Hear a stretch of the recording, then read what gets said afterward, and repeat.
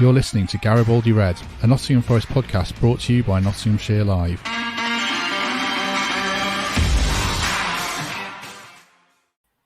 Hello, welcome to Garibaldi Red as Nottingham Forest are through in the Carabao Cup after a very comfortable 2-0 win against Tottenham, with first goals to the club from Renan Lodi and Jesse Lingard. So joining me to discuss that and look ahead to the Palace game in terms of team selection on the back of it is, first of all, Reds fan Mikey Clarke. Morning, Mikey. How you doing? Morning, Matt. I'm great, thank you. All the better after a great performance and a brilliant result last night. Yes, certainly was. Second guest today is Michael Temple. Temps, how are you? Feeling good. What a night. Reminiscent of some of our better nights of recent months. So, yeah, it's kicked me on. I'm looking forward to Saturday now.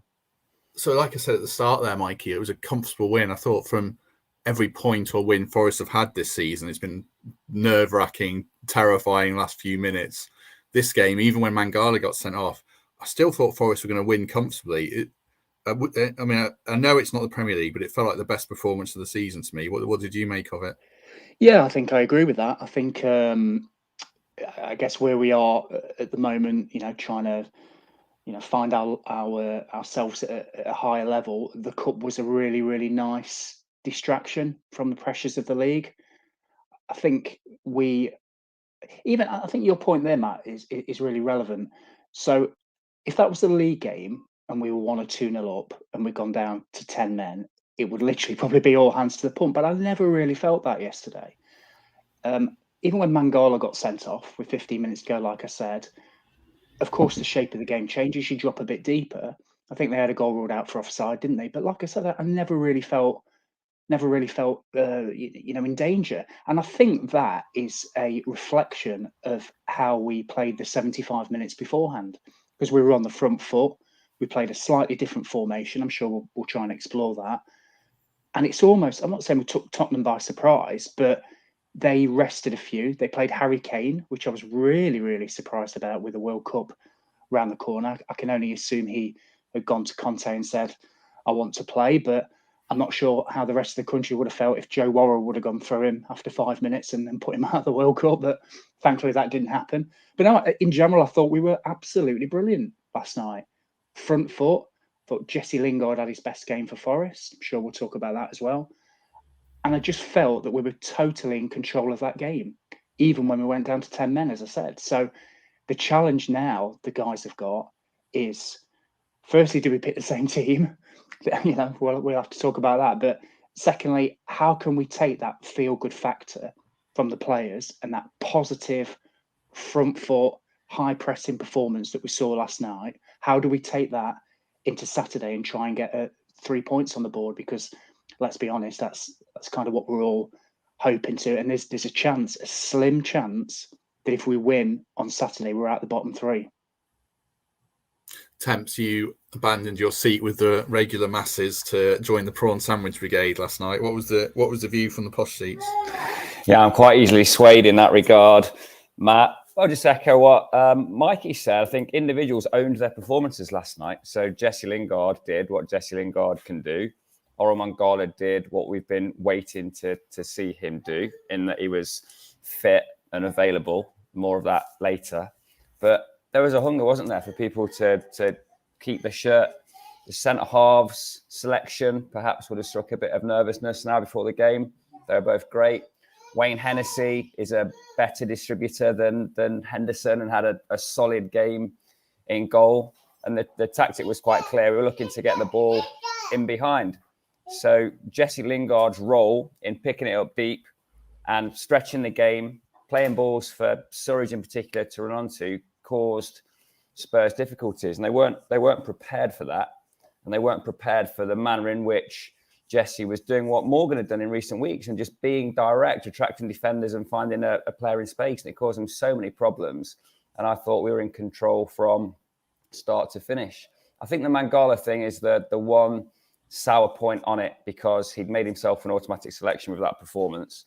And once he'd conceded his yellow card for the push on Spence, who was in full flight, at that point, you can't make another tackle of that type and give the referee an opportunity to send you off. I don't think it was particularly dirty, but once you scissor someone like that, even if you get a bit of the ball, you're giving him a chance to give him a yellow card. So I think that'll be a big frustration because Saturday is so big.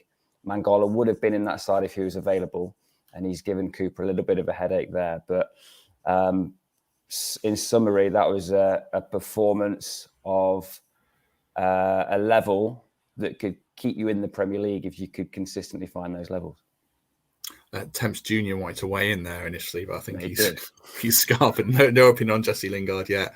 Temps touched on the red card there, Mikey. I thought it was fair. I thought it was fair. Any complaints from you? No, I don't think so. I think that's a yellow card, isn't it? So if he's already been booked, then so that's the case. But yeah, I echo what Temps is saying. Right at the start of the season, where we picked our key players, I think myself and Greg singled out Mangala. One, because he was one of the only people that we knew that came in. There was a lot of people that we weren't sure in terms of their performance levels. But I thought he saw last night exactly the reason why we've brought him to the football club. He was dynamic, box to box. He's deceptively quick, like over those first couple of yards. If you look at the challenge where he got sent off, he's about a yard or two behind. But with a couple of strides, he catches up. Yes, he's got incredibly long legs to wrap himself around the Tottenham player and pull him down. But I think he's deceptively strong, deceptively quick. And he's going to be a real asset to Forest, I think, going forward, especially when, we get back from the World Cup, weather's not the best. You need that energy in midfield. I think he's going to be really, really useful for Forest. And it is a shame. And I wasn't actually aware that the red card, carries through to the league game, which I guess it does, which is disappointing because I was looking forward to seeing him. But I do think he'll be a permanent fixture in this Forest side sooner rather than later, certainly when we come back from the FA Cup. But in general, from the World Cup side, I thought yesterday just filled me with so much optimism in terms of the way they started the game. And Mangala was all over the place. I thought it was great. And even though there was a couple of guys in the first half that were struggling a little bit, but they raised their levels as well because they saw what was happening. They saw we were on the front foot. And there was a point in that second half where we were in full flow for sort of 5-10 minutes. And I thought, we've cracked it here. This is the Forest that, as Temp said, if they can consistently perform like this, we're going to be all right. It just, fills me with so much confidence watching that. Challenge is now to just keep it going. I think last time you were on Temps, all the time before, you said about, it was a good point, Cooper picking teams from position of weakness in terms of, he's making changes because player X is out of form and he wants to give someone else another chance who hadn't done a lot themselves. But we go into the Palace game now, perhaps for the first time this season, with Cooper having tough choices to make for the right reasons, don't we now? Yeah, absolutely. Good luck picking a midfield for Saturday's game after those performances, which have created a real headache. I think there's a lot of clamour for those spots. I'm pretty settled on the back four that I'd pick. And I think the only player that probably played himself out of the picture last night was Taiwo Awoniyi, who I thought really, really struggled at times. Just seemed to not get to the duel or lose the duel. Struggled to use his pace and get away from defenders. And Surridge was perhaps more effective than people may have expected. He assisted the goal. He was a very willing runner and just looked a bit more composed on the ball. So team selection were really tough. I think Surridge just stuck his hand up. I think Lingard has to stay in, while Brennan and Morgan Gibbs-White will expect to come back in. You've got a logjam centre mid with Yatesy, Freuler, Koyate, O'Brien, all possibly thinking they could play. I hope Joe Worrell's done enough to get a go. I think that him coming in for Cook may improve the passing out of the back four. Aurier is inked in. He was dragged to protect him at the same time that Taiwo was dragged because he was struggling. I think McKenna will come back in because he's our best ball winner in the air. And that was the best of Lodi, wasn't it? And the best of Lodi gets him in the team. We just need to see that consistently now, because in the games that he's drifted out of, he'd been very easy to drop after those performances, but you saw the quality on his right peg, which they showed him the opportunity to do that. He cut inside and what a finish. So my inked in players for the weekend would be Henderson in goal, Lodi and Aurier at fullback, McKenna and Worrell at centre half. After that, it's anyone's debate, and I'll pass to Mikey. Let's expand on a few of those players then. On Lodi, I mean, I thought he had a really good game. I think it would be harsh to drop Williams, but then Mikey, you see the ceiling of a player like Lodi, and we'll come on to Lingard, and you kind of think as soon as they show any kind of form, given how good they can be, you kind of feel like you have to pick them, do you? Or are you still leaving Lodi out?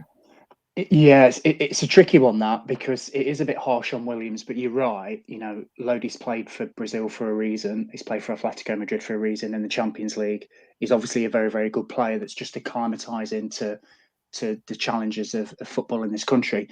My only concern with that, and I agree with 3 of Tempster's back 4. My only concern with that is Lodi, because I think he's going to be up against Zaha. So Lodi's best qualities from what we've seen are maybe not defensively.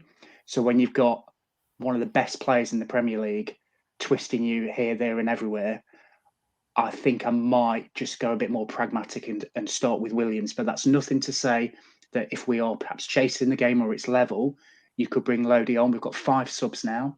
So it's not as if we're hampered with 3, and people never used to change defensive positions when we only had 3. So I'd probably start a bit more pragmatically with Williams. But Lodi is absolutely inked in to come on, perhaps make an impact. And yeah, you're right, Matt. You know, he has played at a level where his ceiling's really, really high. And we did see it last night. So there is a case for putting him in the team. I just think horses for courses against Zaha, wow, I'll probably go with Williams. I do think in the midfield as well, though, really, really interesting. So yesterday we seemed to play a bit more of a Paul Hart diamond, which would be music to your ears, Matt. I know how much you love Paul Hart, with Jesse Lingard in that sort of Darren Huckabee role, sort of floating in behind. I would love him to go a similar way. Lingard was picking it up all over the pitch and in the centre of the pitch, not just stuck to a touchline. And I know we were a bit fluid during the game, but when we were on top, he was certainly drifting here, there, and everywhere. My worry would be if we resorted back to type and we went 3 in the midfield and then stuck, say, Johnson wide right, Gibbs wide, or whoever, Lingard wide left. You stuck there and you don't see much of the ball. I genuinely think that I'd love to see us go with a very similar formation, have the 3 tight in midfield, but just say to Lingard, do what you did on Wednesday. Influence the play, drop deep. If you remember the Tottenham game, for those people that watched it and who were there, Lingard for that first 55, 60 minutes was brilliant. He was linking the play, he was dropping deep, he was dragging players here, there, and everywhere. I'd love to see the same on Saturday. But when you're going to give somebody that free role, there's a lot of expectation on the other players to maybe do a bit more running and dig in. So you probably do want a 3 tight in there. So Freuler, Yates, I would have said Mangala, but if he's not available, then maybe somebody like an O'Brien. And then you could have Lingard in behind, whoever we choose up front. So that's the way I go. I'd stick Williams at fullback, but I would be more aggressive and more try to be a bit more dynamic going forward. I give Lodi a little bit of extra credit before we come on to Lingard as well, because he missed out on the Brazil squad. And I think probably the main reason he came to Forest, if we're honest, is he wanted to make that Brazil squad as well as playing in the Premier League. And I think there was a scenario where he just thought, I'm not fancying this. I want to go back in January. And I hope that this game kind of ignites him. And if Forest can get him playing well, then that would really help. There's loads of like crows flying outside the front of my house. It's like something out of a Hitchcock movie. It's putting me off talking there. Where do you live? Do you live in Neverland or something? This is about the 4th interjection we've had for Nature Watch in the last 6 weeks. Or 7 crows are swirling outside the front of my window. Okay, that was a bit off-putting. Lingard temps. I mean, for me, he 100% starts on Saturday at the expense of Dennis, I would say, and then do you have Johnson or Surridge or one? You will come on to that in a minute. But again, like Lodi, Lingard, if you get the best of him, he's not a bottom 3 Premier League player. It's just getting the best from him, isn't it? Is this a big opportunity now for us? Yeah, Lingard plays at the weekend. He got dragged because there was a little bit of tiredness there at the end, wasn't there? And an eye on him playing on Saturday. But he would have been given the challenge. Grab this game by the scruff. You're the creative force out there. Brennan and Morgan Gibbs-White are on the bench. We're looking to you, and he rose to that. And yeah, just we spoke before, haven't we, about formation and how you set up to stand at kickoff. But within that, you can look for work and do so much more than your opposing player chooses to. And he did. He was picking the ball up in pockets of space all the time because he was finding it. And sometimes that meant going really deep. Sometimes, as Mikey's point, within that midfield four, it allowed him to drift slightly left. But he was receiving the ball in such big pockets of space, run direct to the player, he attracts defenders, and then finds the pocket in behind or the slide rule pass, and on we go. So, yeah, that was the performance we've all been waiting for. He needs to follow it up with another one now. Because if we win this game on Saturday, I think the feeling in the camp, the feeling across the club will be lifted to a point that the belief is higher than it has been since the first game of the season. There's so much riding on this game at the weekend. And just to take a quick temperature check on where the club's at the minute, we played Wolves at this stage of the competition last year, and we closed the upper tier. Forest, the City Ground was sold out last night, and the crowd got the result that they deserved. And Jesse Lingard was a big part of the reason for that. Yeah, I forgot about that Wolves game. That's literally one of the worst Forest performances I've seen. Not in the sense that there was a lot of young players who did well, but in terms of the tactical setup in that game, if I'm wrong, was 6-4 non, basically. I mean, Chris Hughton ball epitomised. So, yeah, it does highlight the progress that's been made for sure. On the Palace game in general then, Mikey, I think Temps makes a really good point. We said on Monday's podcast, it's not must win, but if you do win, you go into that World Cup feeling like the club's moving really in the right direction, heading into what is not the second half of the season, but the second phase of the season. Yeah, you do. 6-4 non, that's like a formation I'd play on Football Manager when you won the look with 20 minutes to go, but obviously not in real life. That's brought back horrible memories, you're right. So, yes, let's talk positive. So, Palace game, yeah, if we do win that game, and I made a bit of a quip about we could be at the bottom three, it's just mental, isn't it? You know, Fletch was talking on the podcast on Monday with Greg about, you know, we've got 30, how many games? 36, 38? Games to accrue a certain amount of points. Nobody ever gets relegated after 30, 40 games, and that's true. But on the other hand, the mental lift it will give the players to go to a World Cup, to have that break, to have what is in effect another pre-season, knowing you are literally sniffing getting out of that bottom three and you're improving game after game. I mean, other than the Arsenal game, Matt, we were talking about this last night, there has been a gradual improvement. If you were graphing it, if you're a bit geeky and you were graphing it, you'd see a bit of a shaky start, but then you'd see upturn. And that's kind of where we're at. So if we can somehow get a win on Saturday, it will give a lift to the fan base, the players, the staff, and you'd be looking forward to Manchester United away and Chelsea at home, rather than thinking, oh no, we're stuck in the bottom three, we haven't won for X amount of time, and look who we've got coming up straight after the World Cup. So the facts don't change. We're still going to play those games, but the outlook and the mentality around it changes. And I have to say as well, go back to Temps's point about the crowd. It's a really, really good point.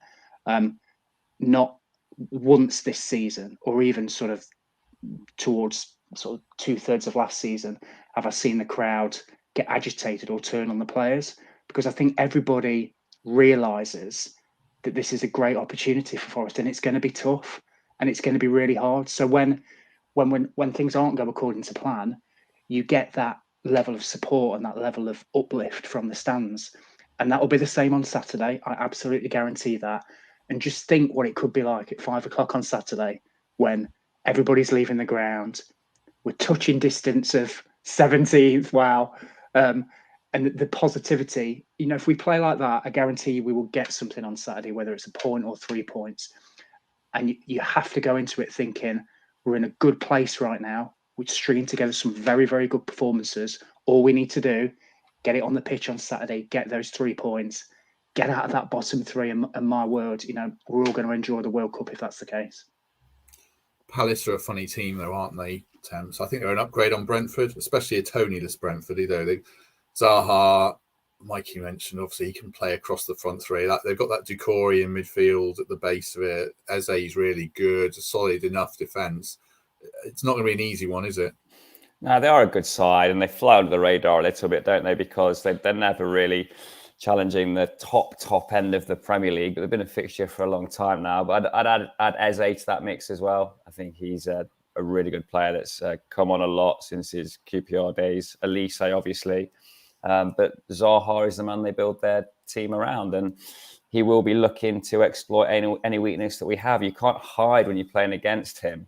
And that tactical battle between him, and I still think they will pick Lodi. It'd be very interesting to see what happens there. But I hope they do pick Lodi, because he makes Zaha have to work in a different way. He can't cheat if he's up against Lodi, because he'll be looking to sneak 20 yards past him and be an attacking threat himself. So yeah, it's a good debate, that, Mikey. I'll be really interested to see how they try to counter that. But they had a tiring game last night. They lost to Newcastle on penalties, didn't they?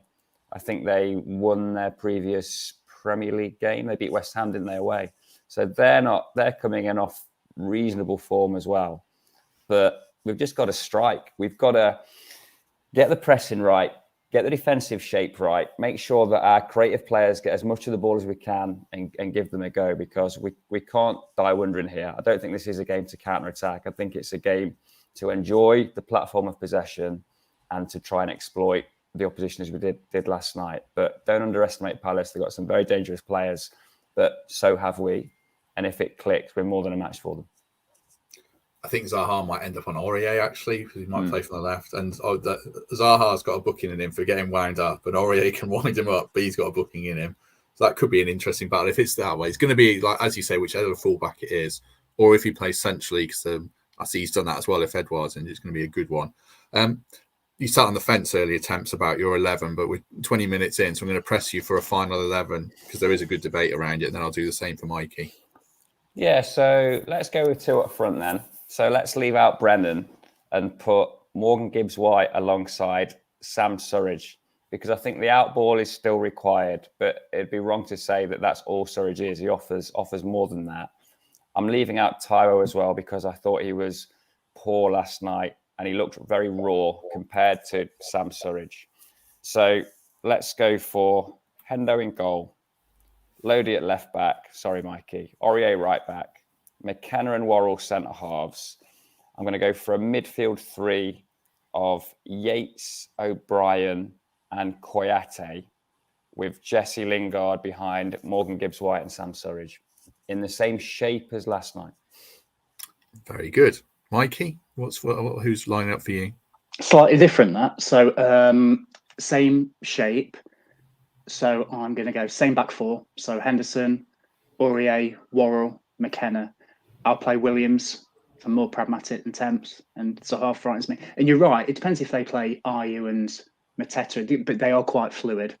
So yeah, I get that thing. Then I'll probably go with a three in midfield, and I'll go Koyate, Yates, and Freuler. And then I would have Lingard in that sort of free role. And then I'd go with, and this might cause a bit of debate, I'd go with Gibbs-White and Johnson up front. And the reason being on that is it's quite fluid. You can drop in to a 4-3-3 if needed. So you could move Lingard out wide, drop Gibbs-White in behind. You know what you did on Saturday as the main striker, and Johnson to the right. So perhaps when we don't have possession and we sort of try and tighten up a little bit, but there's so much pace in there. You know, Johnson only had a few minutes last night. Gibbs-White the same. Lingard, I absolutely would have in that free role. And then, as you were saying, Matt, around Taiwo, I think it was Temps actually, maybe didn't have his best game. He's an option off the bench. Surridge, certainly an option off the bench. But I'd go that way, and I wouldn't be adverse to them starting Surridge either, because every time he comes on, and I'm talking about last season as well, he seems to make an impact. So maybe there's a clamour there or thought process that says, actually, we've tried Gibbs-White up front, we've tried Johnson up front, we've tried Awani up front, we even tried Dennis up front. Maybe it's time for Surridge. So that's the way I'd start. But like I said, you've got 5 substitutes. You can be flexible. But my starting lineup gives you that ability to flick formations really, really easily, depending on how the game's going. Okie doke. So I'll just read mine out for what it's worth. So I've got Henderson in goal, same back four as Temps, I think. Aurier, Worrell. I think Worrell needs to come in for Cook personally now. Nothing particular against Cook, because he's obviously, been a great servant and still has a role to play. But I think Worrell's just that bit better on the ball, of getting the ball into midfield and getting Forest moving, and he defended well last night. I mean, we haven't mentioned that Harry Kane got hooked after 55 minutes or something without having a kick. Thanks for coming, Harry. Good to see you. Midfield three, Kouyaté, Yates, who again I thought was really good, and is just growing, pretty much game on game at the moment, which is good to see. And then I would probably go with O'Brien. He's slightly different to Freuler, and you might have to tweak how you play through midfield. But I think O'Brien gets across the ground more, and he just opens things up a bit. He breaks the lines. So I think he might suit this front three better that I've got. So I've got same as Brentford, really, except Lingard in for Dennis, Gibbs White, and then Johnson out wide. I thought Brennan did well when he came on, should have scored. That would have boosted his confidence. And then, like Mikey said, I think you can play Gibbs White and Lingard, and they can switch and they can go or move from the left to the centre. And I'm hoping that gives Palace some problems.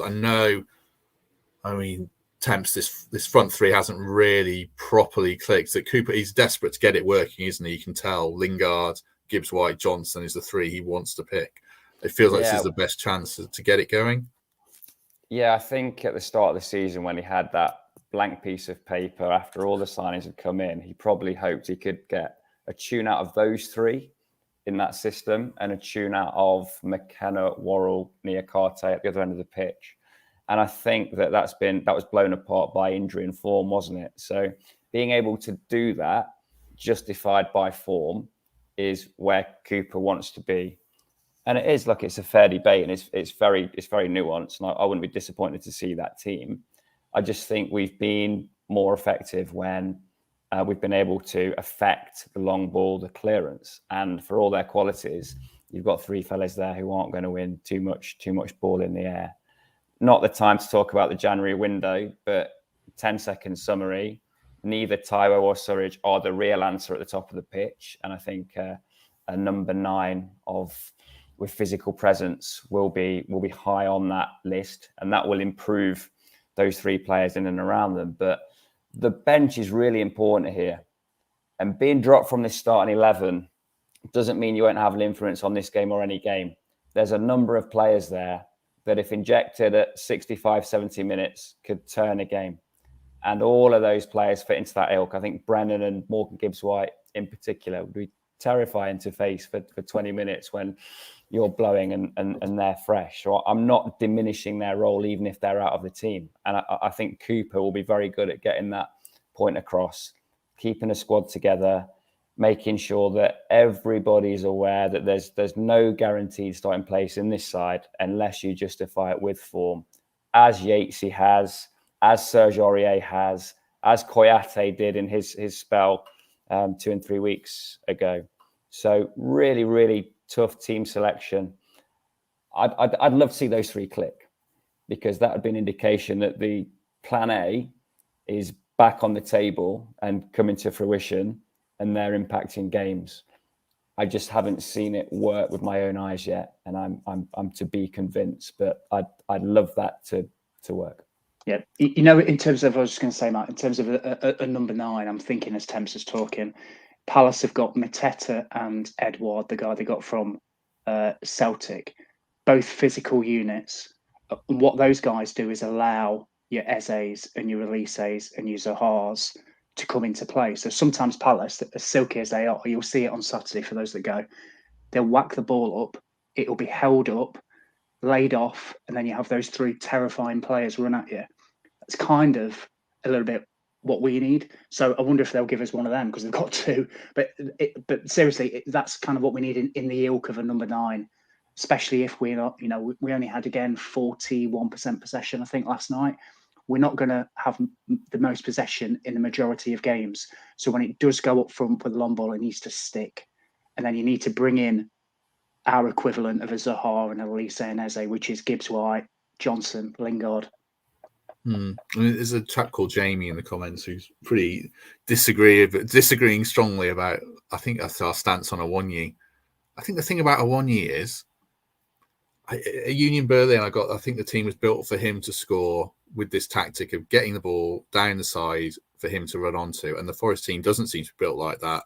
And he needs to be the facilitator. And I think he's been so inconsistent. There was I said at Arsenal, he was like a pinball machine. It wasn't in the game, but then Liverpool he was. Last night, he has his moments where he looks really good and he's breaking up the pitch, but then there's another moment where he goes to shoulder charge someone and runs past them, and it just looks a bit clumsy, which is fine, but I just don't think Cooper's convinced. So I think there's going to have to be a long-term bit of patience there with Awoniyi. What do you think, Temps? You want to come in? I agree with everything you've said. And look, that video and that performance for the German club last season is what got him here. But his performances for Forest are what will determine whether or not he's in the side. And based on that performance last night, based on Arsenal, he's not going to be in the team. He's certainly not going to be in the Premier League team. And if that was a Premier League game last night, I don't think necessarily he would have been selected. It's been said, hasn't it? I think this was a nugget from Fletch. Within Forest, Taiwo is seen as a project, a player of all the physical attributes that you need and flashes of quality with the ball, who doesn't quite do it consistently enough. That's not to say he won't come good. That's not to say that he won't score 10, 15 goals next season. But when you're viewed as a project in a team that needs to be ready now, it also means you could leave in one of the next 3 transfer windows. And that's where Taiwo is. Nobody owes him a living because he did well in Germany last year. He was poor last night. If he trains well between now and the new year, or puts in a performance off the bench, whatever, he'll be back in. We're not writing these players off, but he's not the man for now. We need players for now. We need players for Saturday. And giving him more minutes at this stage would be too much of a risk because there are better options in the squad. A lot of people say when around team selection and subs, like, oh, we've got a £20 million striker on the bench, we've got X player on the bench. I think the fees are almost not irrelevant, but not far off. I mean, Brennan Johnson didn't cost anything, but what's his market value? I just don't think the fact Emmanuel Dennis cost 20 million quid means anything if he's not doing anything. And there's been too many games for me where he hasn't done enough. Maybe he needs a run of games, but like Temp sense, this is a time when you need results. So, we're not the managers. I know we're picking our 11s, but Steve Cooper sees these players, picks them based on what he sees in training. And like you've said before, Temps, not many of us would have had Kouyaté in the team a few weeks ago, and now he's a regular. And the same for Aurier. I'll eat my hat again about Aurier last night. Really good. He's nailed that position down. So fees and all that kind of stuff don't mean anything to me personally at this stage. Right. Sai in the comments has hit on what our last topic was going to be quickly. Is Jed coming home in January? Mikey, if he goes on loan, would you take him? Because he's barely had a kick for Spurs. And then when he came on, he was their best outfield player, I thought, for the last 30 minutes. But there's something not happening there for him with Conte, and they might loan him out in January. Would you have him back, or have we got Aurier, Williams, Lodi, and the ship sailed? I would 1,000,000% get him back in. So I've said on here before that I thought he turned our season around by his dynamism, his direct running, his no fear approach to the game, and the fact that we could then play a back 3 and he was up and down like a train all game. Slightly different now, playing a different formation. We've got Aurier, of course. Nico can play right back. But there's just something about Jed Spence. I think he's brilliant. I genuinely think he's probably the best lone player I've ever seen at Forest, just in terms of his impact that he had on the team. So again, I was talking about the mental uplift of the fans and the players. If Jed Spence walks through the door on the 2nd of January, I guarantee you 99% of people will go, brilliant. He's back. He should have never left. We should have got him in the first place. He is back, and then we find a way to integrate him into the team. I genuinely, it's not a man crush before anybody says, I just genuinely see the impact that he had on us coming up, and just the way he plays football is perfectly suited to a Steve Cooper team. He's young, he's energetic. He's taking people on in his own half. I'm not sure maybe he can do that in the Premier League, but it's that way of thinking. I'm better than this person. I can influence a football game, as Temps was saying. So yeah, I think where I'm stood on this camp, Matt. I would 1,000,000% get him back in, because I just think it would be a huge, huge statement from Forest. And it just gives us so many. He can play anywhere. He was playing up front last night. He's up and down. You don't have to play him at right back and say, you stick there. You could play him in front of Aurier. Matt, you were talking about Lodi for, how good he is going forward. There's a suggestion that perhaps if we went to a 4-4-2, for example, he could play on the left-hand side of midfield with somebody behind him. So it's a squad game. We're not going to stay up with 11 players or even 15 players. And Jed Spence would add some significant quality and that feel-good factor back. So, yeah, 100%, mate. Or 1,000,000%, as I said, which is impossible. 1,000,000%. But you know where I'm at. Yeah, no one's going to get more out of Jed Spence than Steve Cooper. So you imagine that type of player who needs to be shown a bit of love, needs his tyres pumped every now and again. Do you want to work for Steve Cooper, Neil Warnock, or Antonio Conte? One of those fellas has told the world he's non-league. One of those fellas has told the world he didn't want to sign him. And Steve Cooper turned this almost anonymous loan signing into one of the most influential players in our promotion. I would get him back. Then you've got another challenge. How do you accommodate him? Because I don't think he's going to play right mid in front of a right back, but it's just another option, isn't it? He's going to reduce the number of minutes available to Lodi Williams and Serge Aurier. You wouldn't particularly say that a recruitment of a player in that position would be a priority. However, that individual who is compatible with our football club gets the best or gets more out of Brennan, I think it'd be a worthwhile punt on loan in January, but we'll see. Yeah, I mean, it probably won't happen, but I too would have him back. And he doesn't, even if he doesn't start every game straight away, he comes off the bench like we saw last night. He can play different roles. Maybe Aurier runs out of form. We don't know. I think you have to remember. Someone said, bring someone in for the sake of it. In the comments, it's not bringing someone in for the sake of it when you know exactly what you're getting from him and he knows the football club, he knows the manager. This would be a constructive signing for me. So, yeah, I don't think, like we said on Monday and Temps hit on there, don't go mad in January, but 3 or 4 quality signings for me could make all the difference, and Spence would definitely be up there. Right, pretty much at the end of matters. Any other business before we go, Temps? Yeah, I was going to mention when Yatesy came into the room last night and he was interviewed by Simon Fotheringham after the game. He just spoke really well. He's gleaming from ear to ear.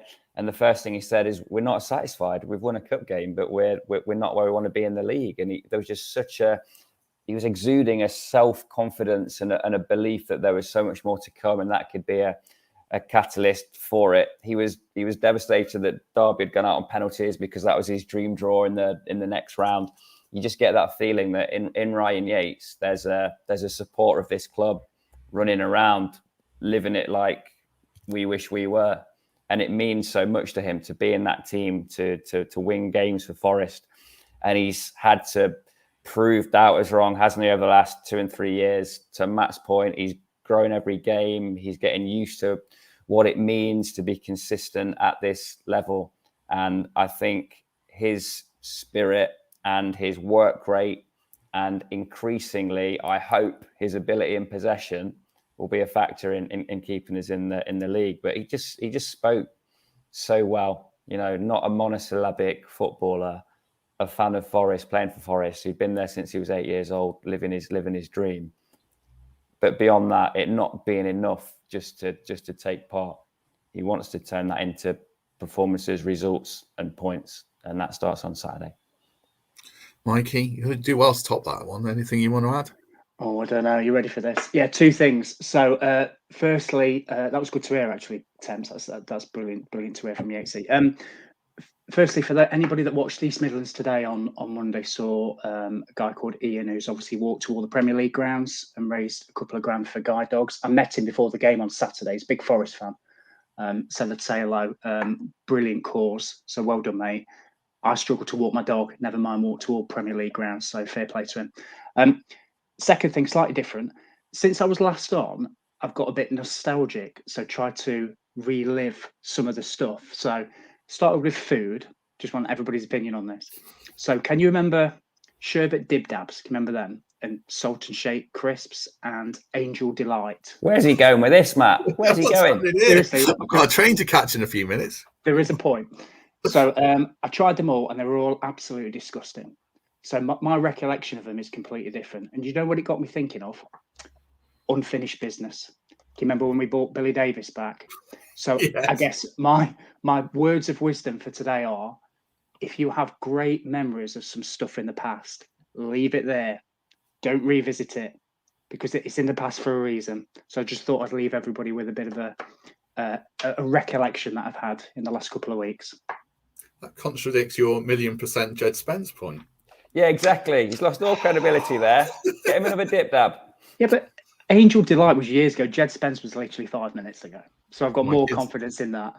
There's a lot of dib dabs in my kids' Halloween trick or treat collection, I noticed. So that must be back rife now. There we go. Right. On that note, I think we shall leave it there. If you liked, do subscribe if you like this episode, and give us a good review on iTunes, etc., etc. We are back on Monday with Temps. You're here, and hopefully Colin Frey all being well. That's the plan, and then we'll carry on through the World Cup with a few interviews I've got lined up, so we won't be disappearing completely. In the meantime, Mikey, thank you very much. Hey, always a pleasure, Matt. Thanks, Temps. Temps, thank you. Cheers, Matt. Good to see you, Mikey. Yes, me and Temps have got to catch trains out different directions. Mikey is going to go and get some Dib Dabs, Angel Delight, and any other retro food. Turkey drummers, Finder's crispy pancakes. There's plenty out there for you. Thanks very much, everyone, and we shall see you soon.